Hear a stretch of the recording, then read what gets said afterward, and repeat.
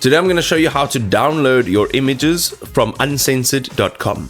Alright, ladies and gentlemen, this is going to be a quick one. So we've got an image over here that we've generated, and what we want to do here is we want to download this image. So it's very simple. All we have to do is click over here.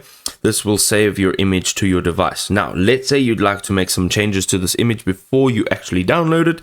There's a few different ways you can do this. Right over here, it says edit, modify, or undress image, right? So if you click on this, it'll ask you to upload an image, and you're going to describe what it is that you'd like to edit or change within this image. If you go back to this image, let's just go back to image generation, go back to the image, and here you can share this image. Go ahead, click on share.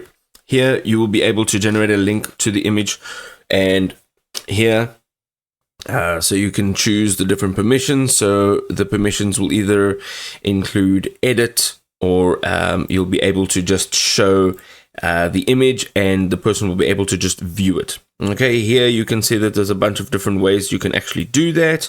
And then over here you can show the prompt. Of course, you can see it on the right hand side. Here we can edit the image.